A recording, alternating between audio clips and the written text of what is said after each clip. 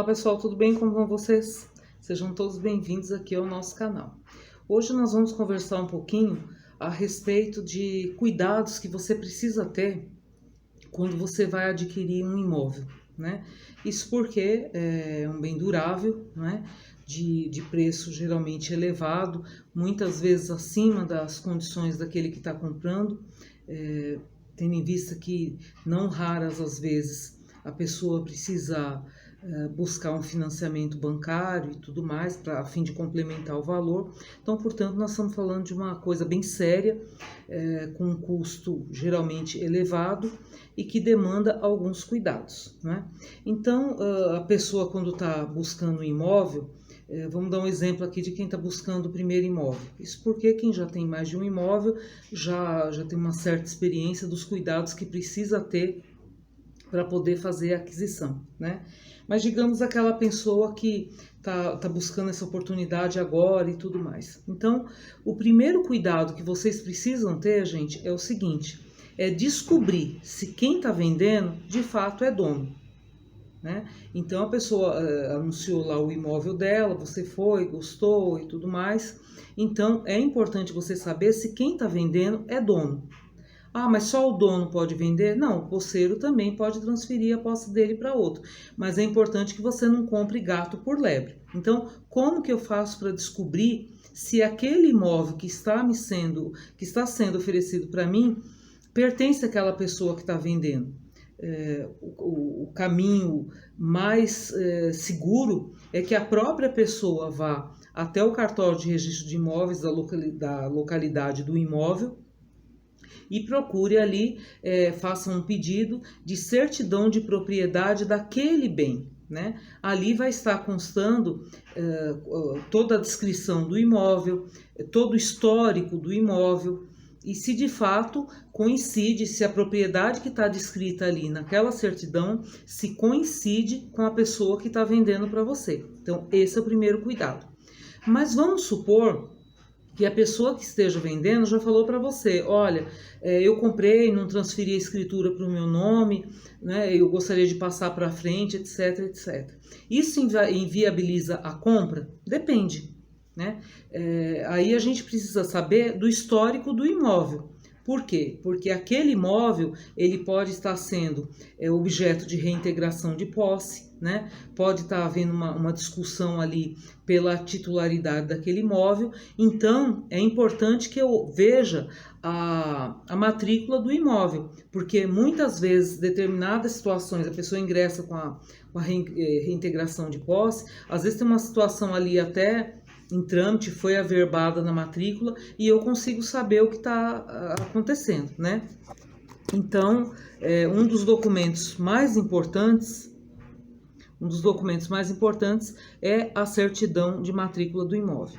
A outra coisa que eu preciso verificar é a certidão dos distribuidores cíveis ali em nome dos vendedores, né? Para quê? Para ver se eles eventualmente estão respondendo por alguma execução.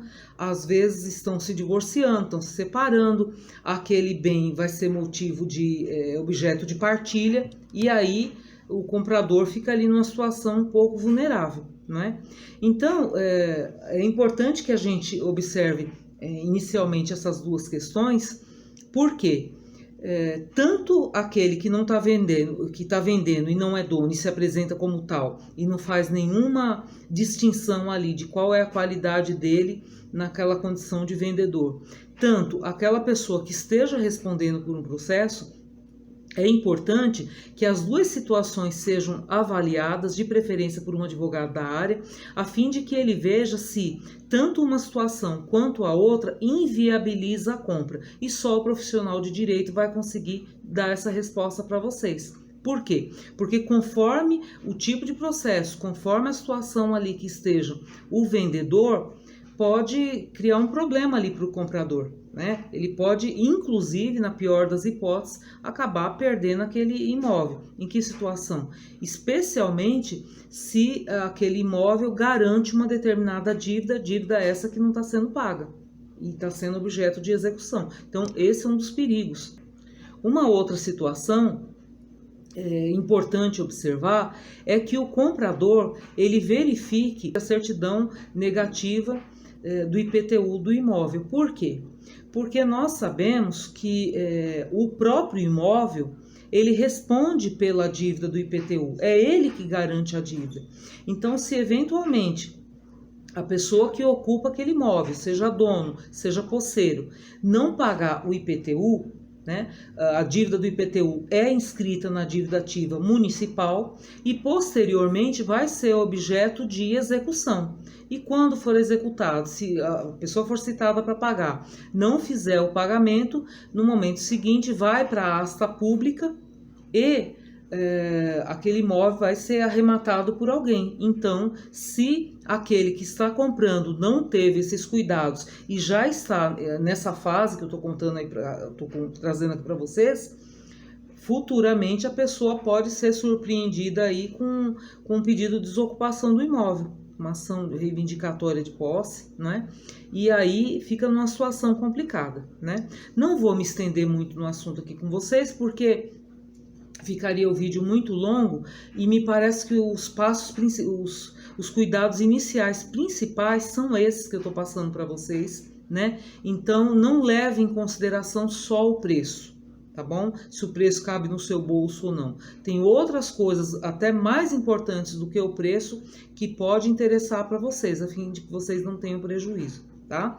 E a dica final é que eventualmente tem um imóvel para você adquirir, especialmente imóvel usado, né, que já teve vários donos e tudo mais. O ideal é que haja assessoria de um profissional da área, para que esse profissional faça todo o levantamento necessário e avalie a documentação que foi levantada. Porque eu já escutei, inclusive, pessoa falar assim, mas se eu sei quais as certidões, eu não preciso de um advogado. Elementar, né? Mas não é bem assim. Só o advogado vai conseguir examinar aquela documentação e dizer se ela apresenta segurança ou não para que você compre o imóvel e não entre numa roubada, tá bom? Gente, foi um prazer falar com vocês. Deixa o joinha de vocês aqui para ajudar o canal. Se você é novo por aqui, se inscreva. E eu encontro com vocês no nosso próximo vídeo. Tchau, gente. Fiquem com Deus. Até mais.